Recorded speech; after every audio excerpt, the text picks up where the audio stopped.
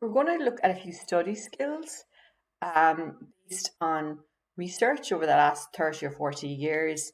A lot of evidence has been gathered about the most effective strategies for students who want to get the most out of their study time. And remember, the key to studying is not necessarily to work harder, but to work smarter. And when we work smarter, we are working, I suppose, with the natural tendencies of our brain and the way that our brain stores information. So we can just see here, based on research, that people are much more likely to learn when they are active in their own learning. So even just with teaching methods, if someone gives you a lecture, you probably remember 5%. If you read an essay, it's 10. If someone talks and shows you pictures, it's still only 20 and 30 for a demonstration.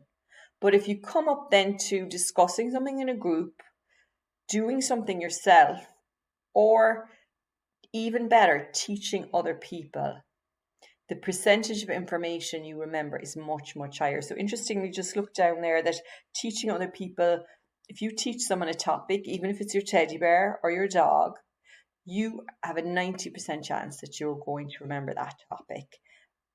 So that just shows the importance of being active when you're learning rather than just sitting back and letting somebody else talk.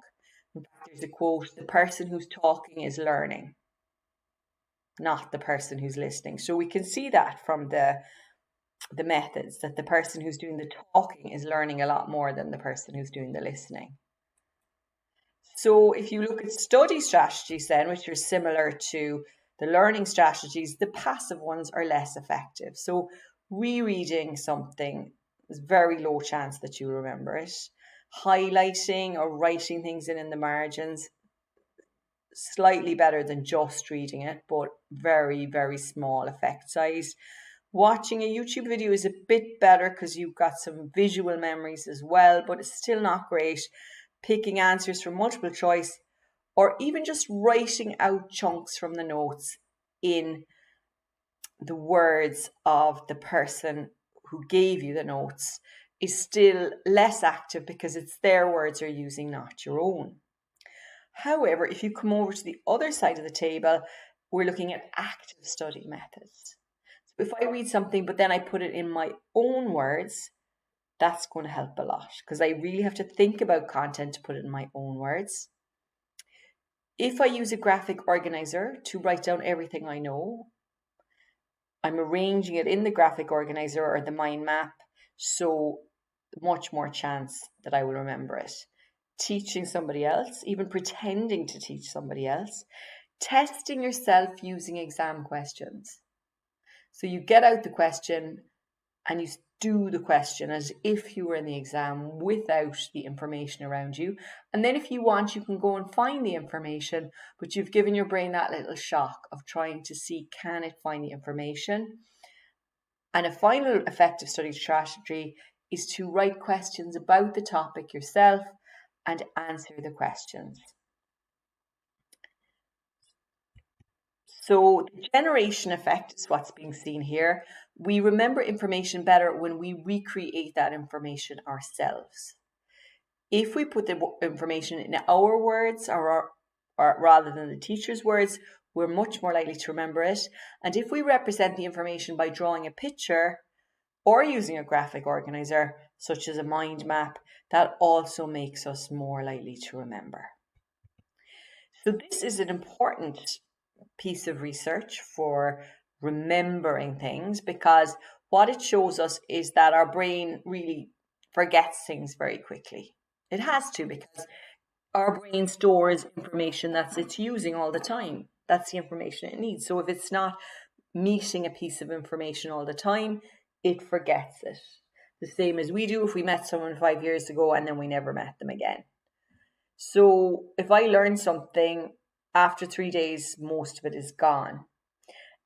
If I review the information, then the amount that I lose the second time is less. And if I review it again, the amount that I forget is lost again. So what's important then is to review or to go back to information regularly maybe not after 3 days, but after a couple of weeks, make some notes about information.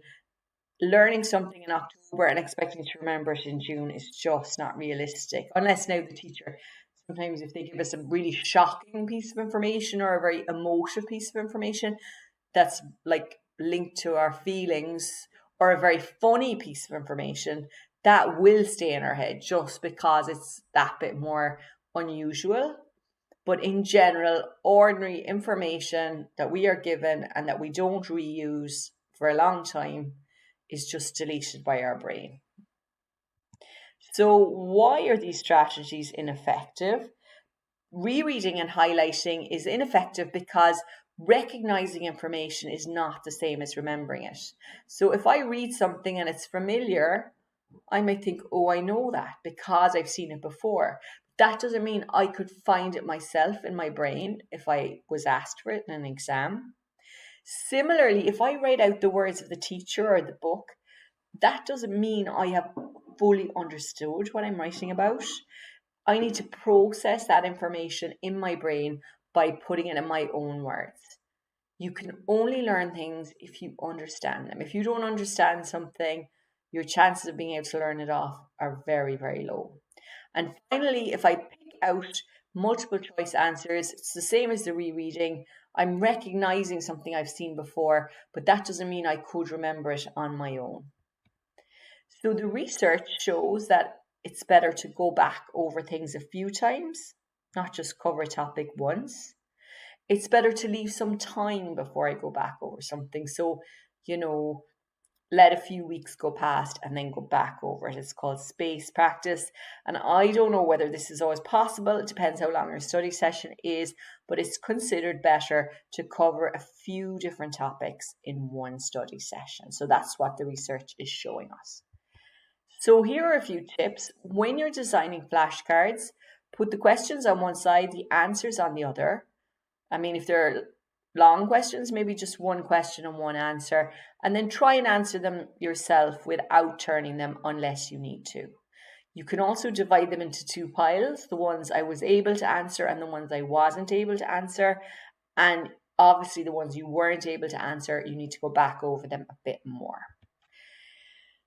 Give yourself rewards. So break down your study time into subject sessions. Give yourself a reward after 3 sessions. Sometimes there's a method called Pomodoro where there are 25-minute sessions and you give yourself a 5-minute break then. Use the Forest app to keep you from using your device and leave your device downstairs. Start with something easy, interactive, that's going to get you involved, and then you can move on to the harder stuff. And if you start on time, give yourself a 5 or 10-minute bonus. So that's a bit less time that you have to do. So the skills you need to develop to be a good student would be planning, organizing, getting started, managing time, staying focused on the job, self-control, choosing good study techniques, and focusing on goals. And what you can do is you can look at each of those skills and you can develop each one separately, and that each one of them will be helping you. And just to finish up, this is one I quite liked that might work for you as well, which is a study grid. So it's just a way of laying out your notes. You can divide the page into 4 boxes, 6 boxes, or 9 boxes, and put the topic in the middle. And then you can use colors, pictures, and create these very interactive notes for yourself. And what you're doing is you're taking the information and you're reducing the amount of information by putting it just on the one page, but you're also putting it in your own words, so you are increasing the chances you will remember. And then you can take these notes and you can review them in a few weeks, maybe test yourself, cover some things and see, can I identify it or say it without seeing it? And that will help you again remember it. Sometimes I have look, say, cover, write. So look at it, say it, cover it, and see can you write it.